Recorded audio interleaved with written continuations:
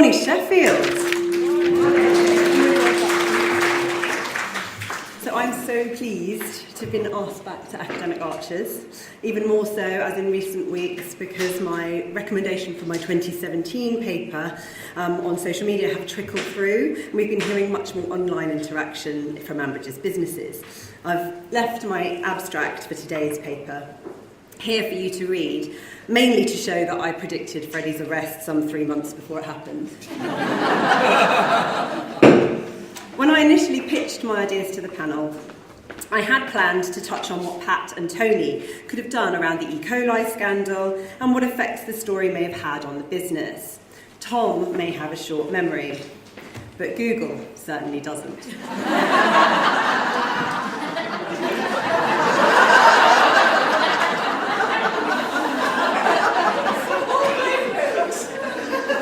Those romantically linked to the Bridge Farm heirs would do well to see what autocomplete is saying about them.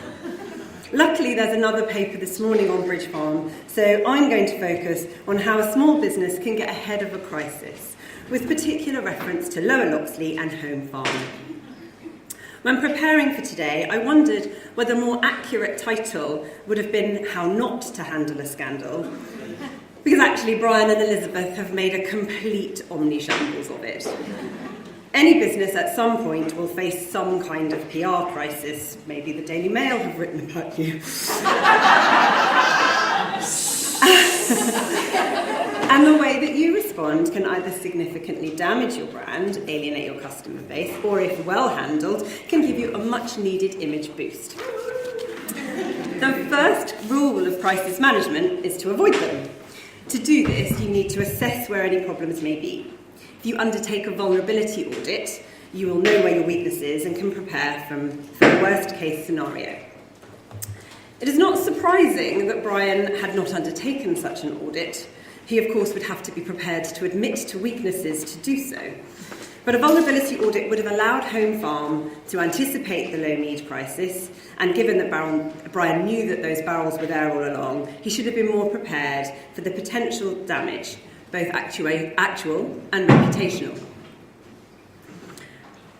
But assuming the worst does happen, even if you have planned ahead, we have a framework within which such a crisis can be controlled, and helpfully, it spells out the word crisis.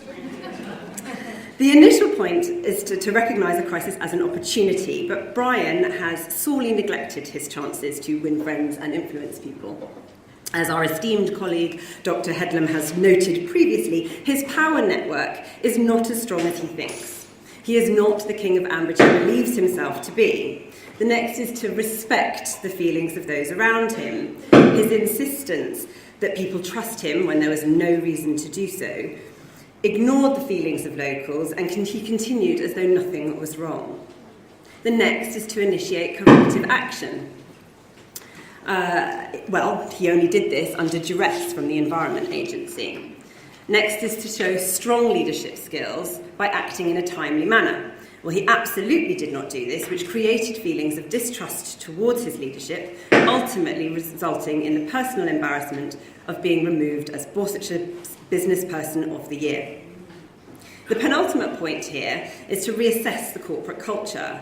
This has changed at Home Farm, but not of his own volition.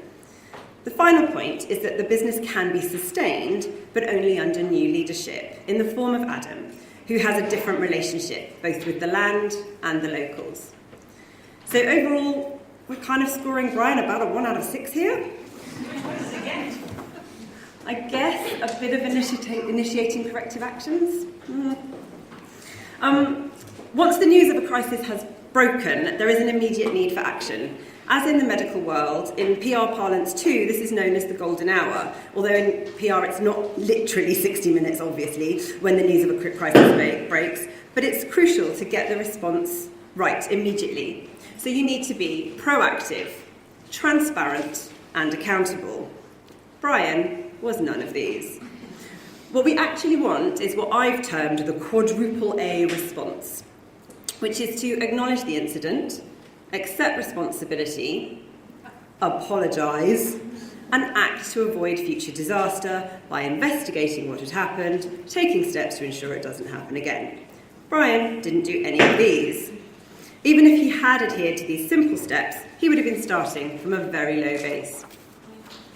If you can take care to be proactive online and offline with your messaging to all your stakeholders, you'll be able to build your reputation and instill credibility, forming a bank of community trust, so that if you do find yourself in hot water, you can make a withdrawal from that bank.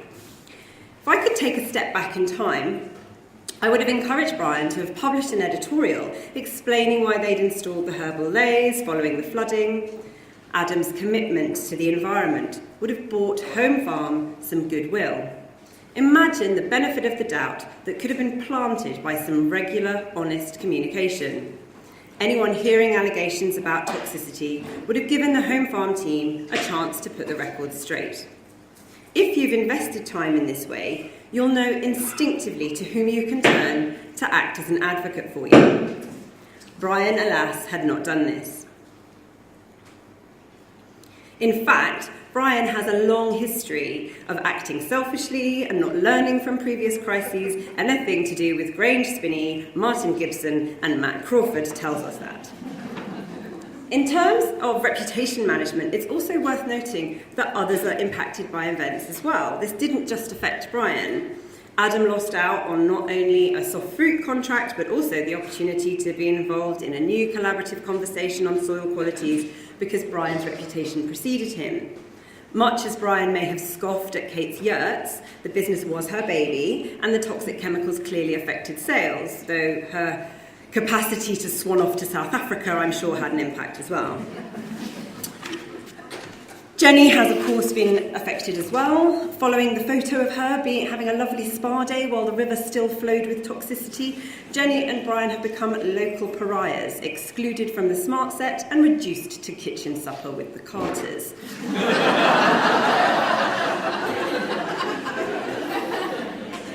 Rory's schooling will now be far less Brideshead and a lot more Borsetshire College. And add this to the indignity of being voted off the board of BL, having to take enforced retirement, then having to go to court wearing a jacket from Top Bloke. Brian also needs to remember that communication is now a two-way street, whether he wants it or not, and that Kirsty Miller has just as much of a public voice as he does. The immediacy of having a camera on your person at all times means that people are now hardwired to share their drama online as standard. Social media generally values emotion over facts. That's why we've got all those emojis. And hence it's vital that the initial response to an issue is open and honest. It's imperative that an issue is shown as being treated seriously and as a priority, and that the message is crafted in a language and tone that anyone can understand, relate to, and appreciate. A real-time response is not just a suggestion, but an expectation of your audience. A survey by Twitter emphasises not only the importance of this golden hour and the timely response, but also the fact that positive communication will buy you trust. Of course, that's the best ringtone ever. I love it. I would expect nothing less. The fact, it's giving people more chance to read this slide, it's great. The fact that the Westbury Courier had run a feature describing Brian as a tainted businessman should not have come as a surprise to him, which it was. Susan gleefully informed him. Brian needs to be listening much more than he broadcasts. And while I'm in no way expecting an agribusiness enterprise like Home Farm to have its own PR team, a simple Google News alert to stay on track of what's being said is incredibly simple to set up. For bigger brands, there are software packages like SumAll, TalkWalker and BoardReader, which all can assist with monitoring. But a Google alert would have alerted Brian to what was going on. This diagram shows a virality map, which charts how one single remark on Twitter can trigger commentary across a variety of different social networks over time, which illustrates the importance of controlling the story as soon as you can by acting, acknowledging, apologising, and so on. It's possible that Brian was avoiding making any kind of apology in order to maintain credible deniability. But until an apology is made, it's impossible to move forward and change the narrative. He finally came clean by virtue of an angst-ridden conversation about guilt and family with Joe Grundy. He considers his humble pie to have been duly eaten in the form of a £120,000 fine and the indignity of having to live at Willow Cottage. And yet he is still trying to shirk out of some kind of village celebration which he previously promised.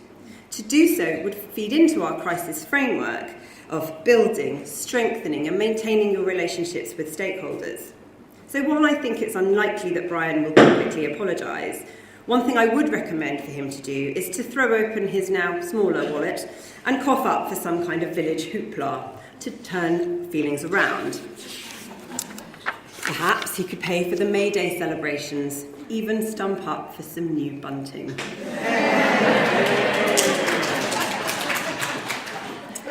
Moving on to Lower Loxley. I have to admit that a vulnerability audit would have been less use to the team at Lower Loxley because the focus was not on the potential problem of Freddie. From a business viewpoint, there don't seem to have been many issues really since the death of Nigel. Going back to our crisis framework though, Elizabeth's Bank of Trust was actually in pretty good repair. Since Freddie's arrest, however, Lower Loxley has been in a chronic sense of crisis. With Elizabeth's attention elsewhere, I'm pretty sure that the TripAdvisor reviews would not have been up to par. But Elizabeth did prevaricate too much, and the damage was done. Of course the story was going to come out. The British press love a toff does drugs story. And while it does seem to be an Archer family trait to run away from one's problems, witness Kenton literally hiding from debtor David recently, in Elizabeth's case it's easier to forgive. But the revoking of the licence should have been a turning point. One of the key points of handling a situation like this is to grip it and focus on a solution. And though she did take some post-event action, she was still unable to retain her alcohol licence. But because she was so distracted by Freddie's woes, she didn't focus on this, or indeed on anything. Until the October half-term, Lower Loxley limped on. Because Elizabeth had a fairly good team around her. Geraldine, the manager, did seem to be pretty switched on. So when the planned family fun at the Halloween Spookalicious Gardens turned into...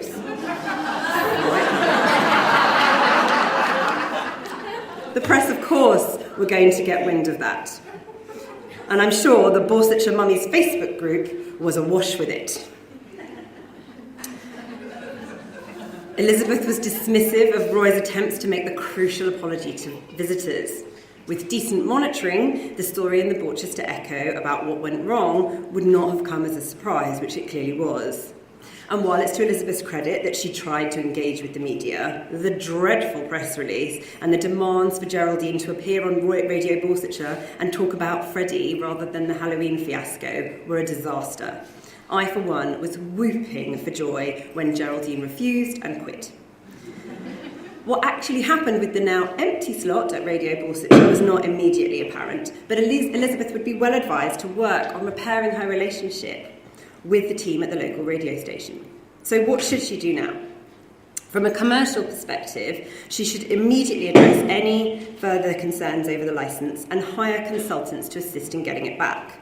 Deck the hall without mulled wine must have been unbearable. Whilst Elizabeth and her team are taking steps to restore the fortunes of the business with family-friendly events,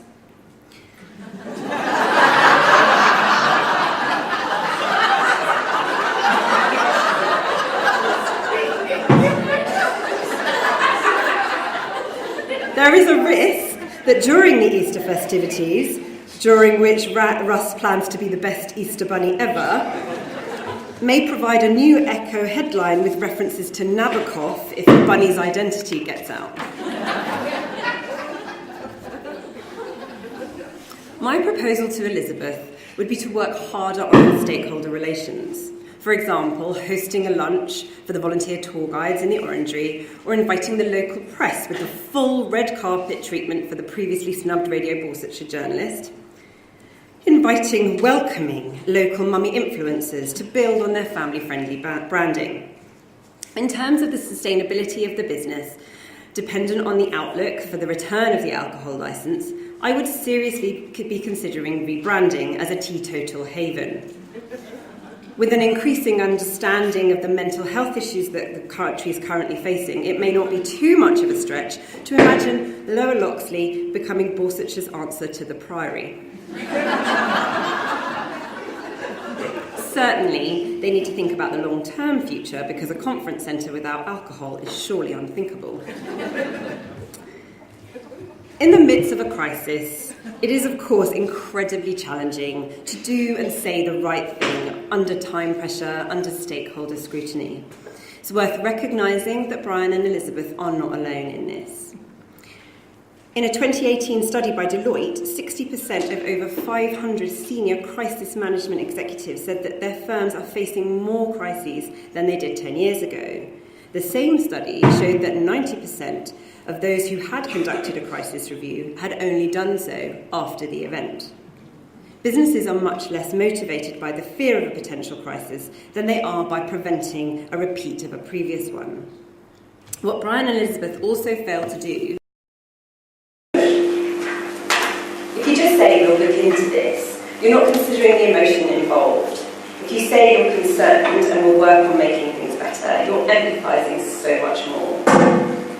Had either responded quickly, honestly, constructively and empathetically to their crisis, they may both have been given the benefit of the doubt.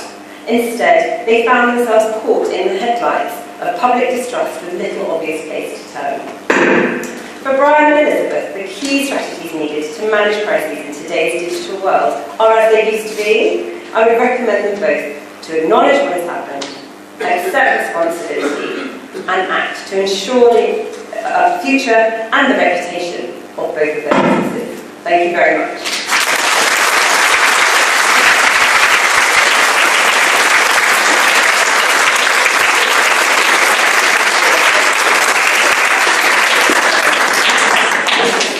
We have time for some Q&A. Does anybody have any questions for Olivia or any comments? I did a quick search for Lower Loxley on TripAdvisor. I couldn't find one. If anybody does see it, please let us know. The one for Grey Gables was an absolute treat, though. It's fantastic. Things like you couldn't find any staff on a Saturday. A manager said they'd been waiting months to turn up. I just wanted to say I thought it was a bit rough that Rory not only had to change his school, but change his name as well. Thank you. Well made. I don't think I'd have been able to spell it right no matter what I did.